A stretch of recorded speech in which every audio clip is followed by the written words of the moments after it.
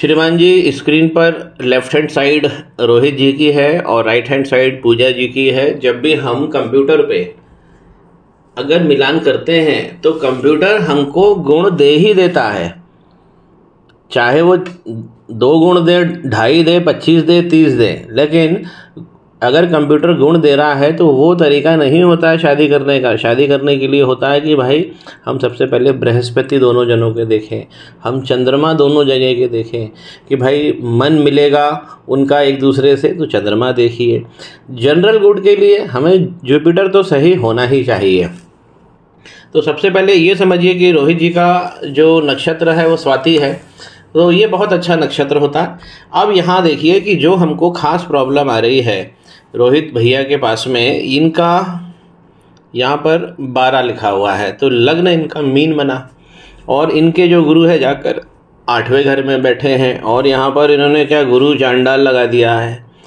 गुरु और चंद्रमा का जो गज केसरी योग है ये भी यहाँ पे ख़त्म हो गया, क्योंकि चंद्रमा का 8वें में जाना, भाई चंद्रमा ऑपोजिट सेक्स है। अगर जुपिटर विवाह के कारक हैं, धन के कारक हैं, स्त्री के, बच्चों के, ज्ञान के कारक हैं, सबसे पहले तो जुपिटर ही है। और साहब सारे पूरे ज्योतिष में सबसे ज़्यादा जो खतरनाक ग्रह होते हैं वो जुपिटर ही होते हैं। अगर वो खराब हो गए तो फिर कहीं का नहीं छोड़ते हैं। साहब समझिए साहब अपने को क्या दिक्कत आ रही है। पहले भी अपन एक बार अपने को गलत अनुभव हो चुका है। यहाँ पर मीन राशि है और मीन राशि के स्वामी गुरु की डिग्री बहुत अच्छी है बृहस्पति भगवान की, जाकर बैठे राहु भगवान के साथ। ये वाला कांटा आपको निकालना है, क्योंकि ये नॉर्मल हम ऐसा नहीं कि विवाह के लिए, विवाह के अलावा भी जो हम जीवन जी रहे हैं उसमें ये बहुत सारे हमको धन के लिए भी कष्ट दे देंगे। तो गुरु और राहु भगवान का यहाँ करना, चंद्रमा का यहाँ यंत्र बनवा लेना है, तो ये कुंडली इनकी बैलेंस हो जाएगी। क्योंकि हम बहुत सारे काम तो हम कर ही चुके हैं, बस यही एक काम रह गया है।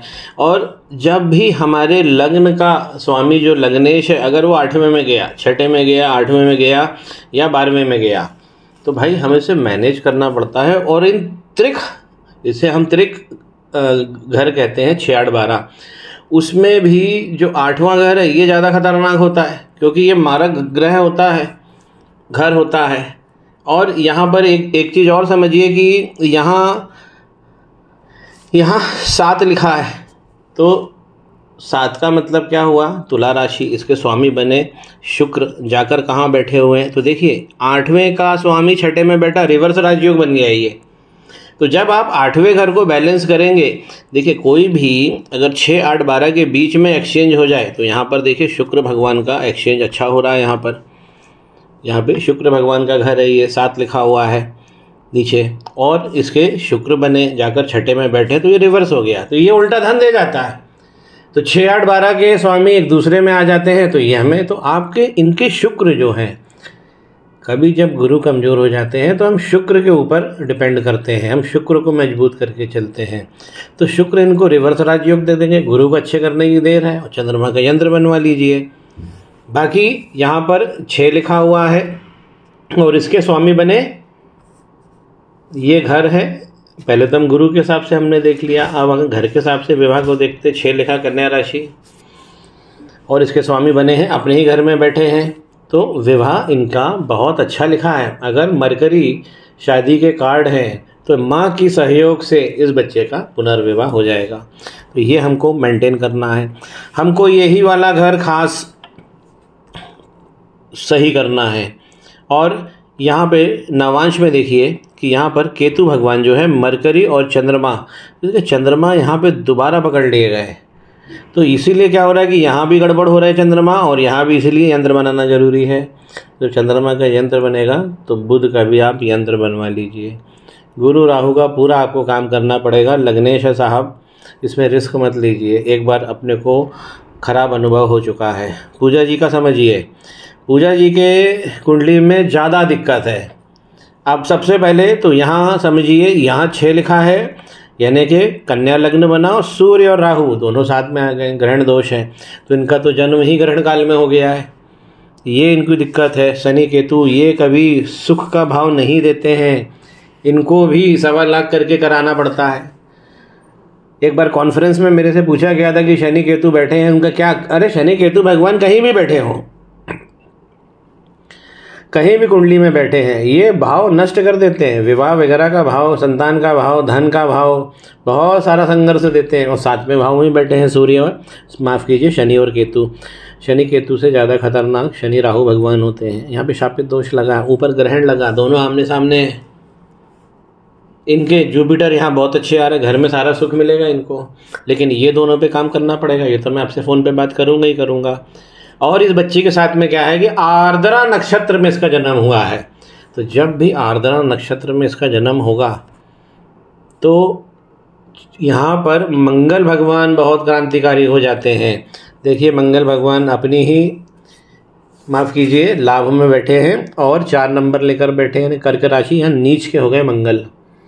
तो इस बच्ची का भी जो मांगलिक प्रयोजन है वो सब बिगड़ता जाएगा। एक तो शनि केतु भगवान बिगड़ देंगे। लक्ष्मी नारायण योग इनको लगा भी हुआ है, लेकिन 12वें घर में है, इसे भी सिद्ध करना पड़ेगा।